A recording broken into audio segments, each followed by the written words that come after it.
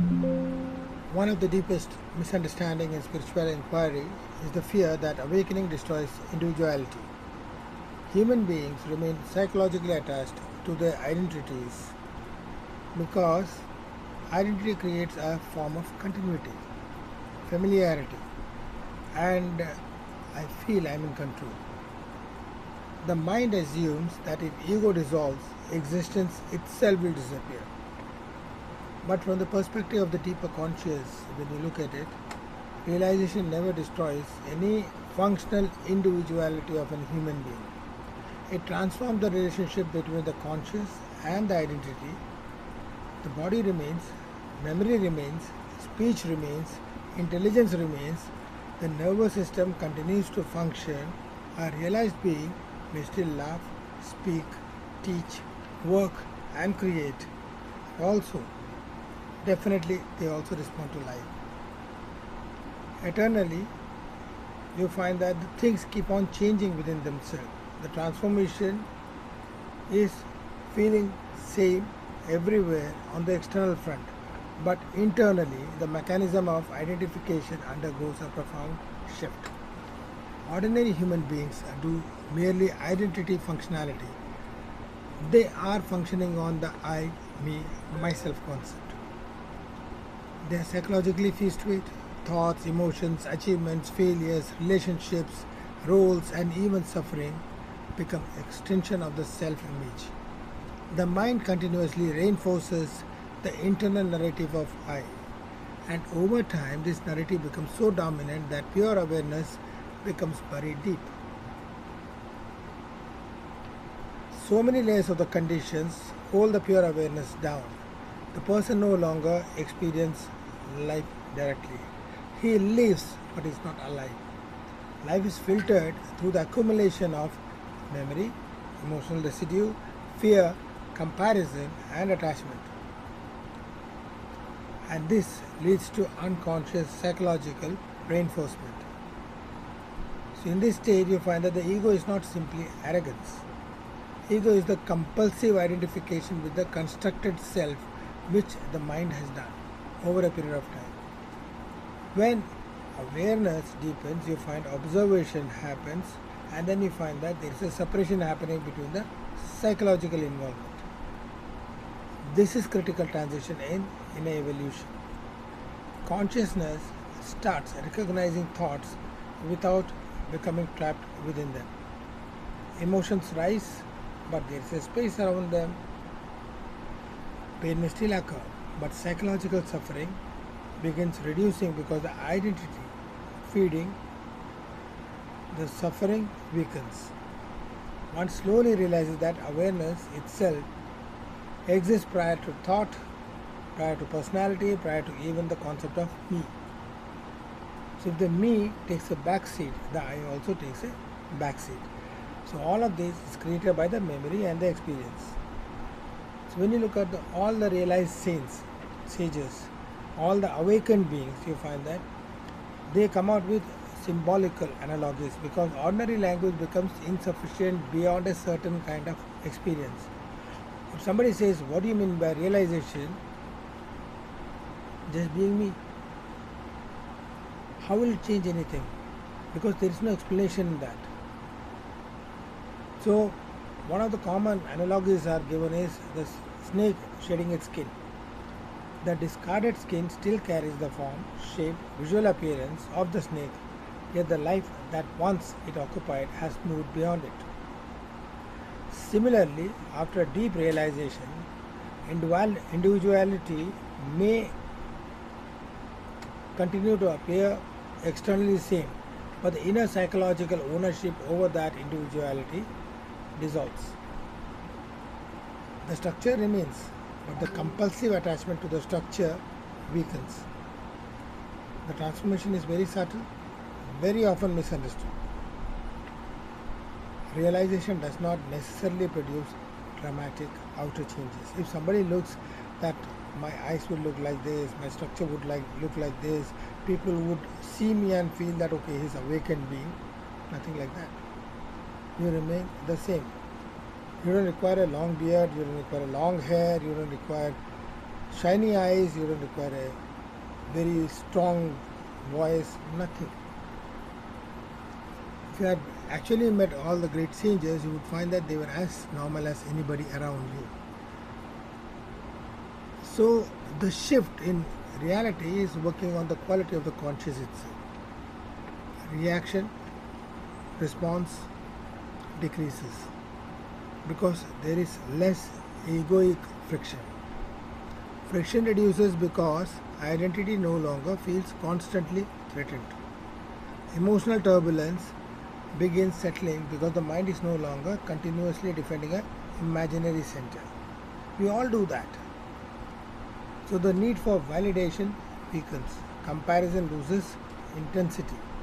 So silence becomes natural. You find that it happens over a period of time.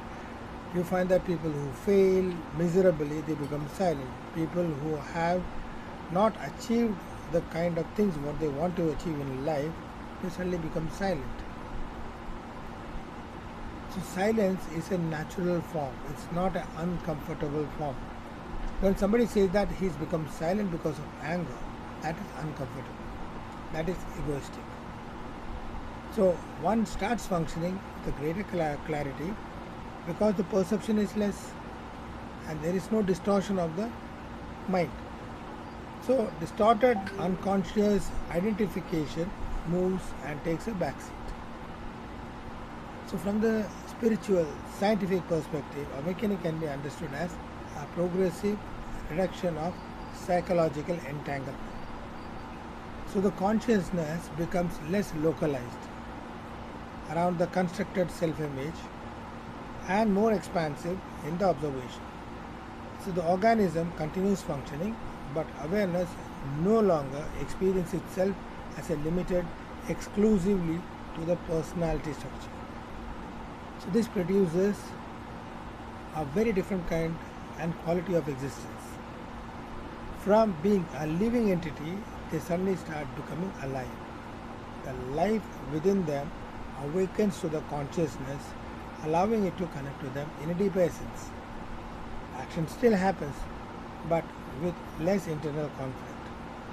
Intelligence becomes more direct. Presence becomes more stable. One begins responding to reality and merely redirecting the conditioned memory. It is not about the I which has a perspective, it is about the concept which is working within you on a deeper level. So in deeper levels when you look, the person has become functional instead of psychological. So the person uses identity whenever necessary but does not remain imprisoned within it. It's like exactly like wearing a cloth without believing the clothes defines existence. So the realized beings uses personality without deriving ultimate identity from it.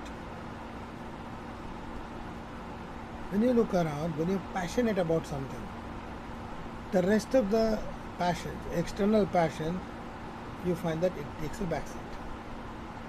You're not worried about the dress, you're not worried about the style, you're not worried about your upkeep, you're not even looking at the surroundings.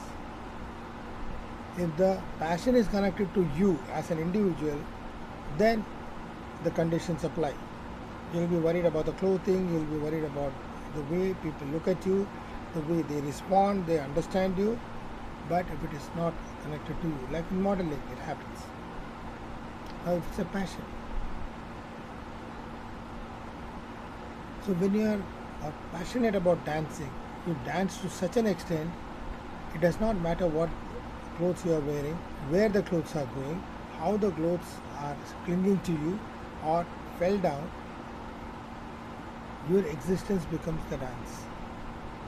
So this creates an immense freedom, inner freedom, because life no longer experiences through constant self-preservation. Self-preservation is what we do normally.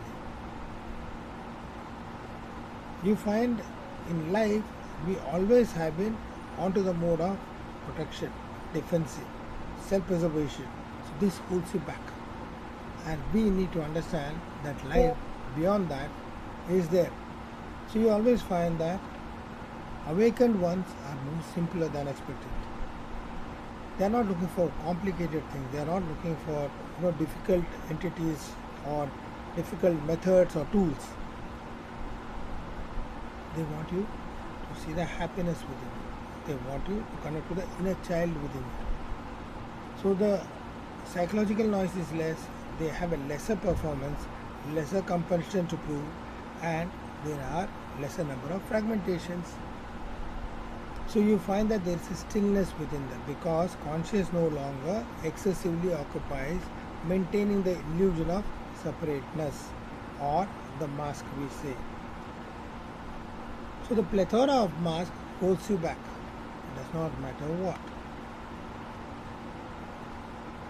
Always remember, individuality does not vanish, but existence comes into being. Individuality is always a temporary configuration of the mind, body, and the spirit. But when the conscious comes into being, the existence is there, which is connected to the conscious. When this becomes experiential rather than intellectual, life continues outward. Yet inward something fundamental becomes very silent, spacious and free. Isn't it that everyone wants and seeks to become silent? They look for the inner child, they look for the happiness, they look for the joy, they look for clarity in life. But for being clear, you need to be distract. You need to let go of the mask and remove the layers of conditions so that you become the child. The rest of the issues and obstacles will definitely be there. Nothing changes, but you change. That matters. Awaken your spirit. Come, be a part of this profound journey toward enlightenment.